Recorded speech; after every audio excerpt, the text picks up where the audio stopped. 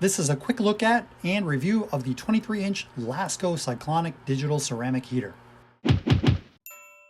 I got this for our unfinished basement, more specifically my workshop. It gets cold in the winter. Sure, honey, I can fix them. Cheap Christmas lights. You can see the dimensions here. It's not as large as I thought, and that's actually a good thing for me since real estate, aka space for more tools, is precious in the workshop. Yeah, buddy. The unit is intended for room sizes up to 300 square feet, but it's really intended to supplement existing heating.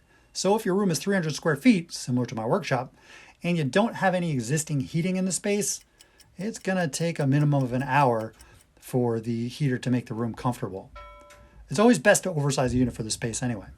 Of course, if I put the heater next to the workbench and I let it blow directly on me, it feels great immediately. Seriously? The unit has an odd shape, although it's balanced when moving it by the indented handle. When the two-prong polarized plug is inserted into an outlet, the unit beeps and then power can be turned on by pressing the power button. The heater's relatively quiet, much like an air conditioner's fan on low, but it does give off a hum around 119 hertz. The hum is almost a B for all you musicians out there, which wouldn't be so bad if the fan wasn't producing a soft dissonant A 2 octaves higher. It's pretty common for fans. And then there's also the occasional sound of the relays clicking for added percussion. Here, have a listen.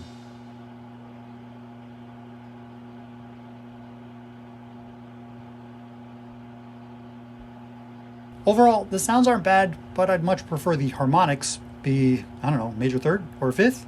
How about a perfect triad? The display shows the current temperature, and when turned on, the heater starts in high mode as indicated here, so it does not remember the last settings. Using this button, the heater can be run at high, which runs the heater continuously at high heat. It can be run in low, which runs the heater continuously at a lower temperature, or it can be run in automatic temperature mode, which is set using the plus and minus buttons. And now would be a good time to mention that when buttons are pressed, they beep, which I don't like since I don't like beeping anything. And they're not soft touch, so if you press too hard or don't use your second hand to stabilize the unit, you can knock it over. It weighs just under 9 pounds. In auto mode, once I set a temperature, and you'll see the temperature flashing in the display, the heater runs until the room gets to the selected temperature and shuts off 2 degrees above the set temperature, and then the fan may run roughly 15 seconds following. Once the temperature falls below 1 degree of the set temperature, the unit turns back on. Just keep in mind, if you press the high-low heater mode button after setting a temperature, it cancels the auto temperature control. One thing I found strange, or perhaps counterintuitive, is high and low are not fan speeds. They adjust the temperature of the air coming out. So there's only one fan speed, and the fan speed will either be, the fan will either be on or off. I like that there's a timer button, which is basically a countdown to off timer, set in hourly increments up to 8 hours, and that's done by pressing the timer button until the time you want shows in the display.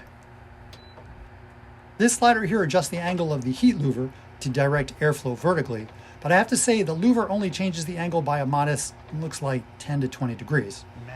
Since heat rises, I'm surprised I can't aim it at the floor. The temperature readout can be adjusted to Fahrenheit or Celsius by pressing the plus and minus buttons at the same time, but this cannot be done by using the same buttons on the remote. Not a deal breaker by any means. The remote is simple and has all the buttons of the actual unit. It conveniently takes 2 AAA batteries, and a set of batteries is included. Now, here's an issue. In my case, the remote I received, it appears to be dead. It doesn't work, and it's not the batteries because I put them on a tester. So I contacted customer service via the chat on their website, and they recommended extending the positive battery contacts with a tweezer. All right. Unfortunately, it didn't work. Oh, man. The rep then asked for the plug number of the unit and my info, and agreed to send me a new remote, so that's nice. Excellent. Of course, while I wait for the new remote, I figured, why not take it apart? It's just what I do. I put a tester on it, checked the switches, and everything looks good. What I'm wondering is, and this is purely speculation, could it be possible the plug number the rep asked for should match the number printed inside the remote? Oops. Maybe, maybe not. But it's possible the remote isn't properly paired with the unit, so they're not communicating. Unfortunately, if the remote isn't the issue, I'll need to send everything back to Lasko for replacement. And that'll be a big ugh. A few more things worth noting. The heater shouldn't be used with extension cords or power strips, and there is a list of other safety instructions you should read. Safety features include a thermal overload protector, so if the unit overheats, the unit shuts off, and then the unit will need to be reset. To reset the unit, unplug it, and wait 10 minutes to let it cool before resuming normal operation.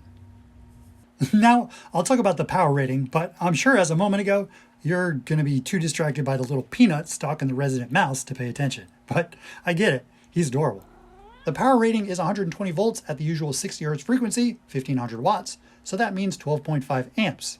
Remember the electrical current conversion triad? Seriously? Watts equals volts times amps, and therefore amps equals watts divided by volts. Boring. I just mentioned this because while the high rating is pretty common for ceramic heaters, it's a considerable draw for a 15 amp circuit. So make a note of it if you plan to run a shop vac, which draws 10 amps, or a microwave or air dryer on the same circuit. It'll trip the breaker if everything hits max load at the same time. Maintenance is simple, just clean the filter area with a vacuum using the brush attachment. And finally, 3-year warranty and made in the USA. Bonus. To wrap up, this unit is fine for supplemental heating. As a primary heat source for 300 square feet, it's gonna have to put in overtime. There are definite pros and cons to this unit, and my biggest issue with it was that the remote control arrived DOA. I hope this video has been helpful. Thanks for watching.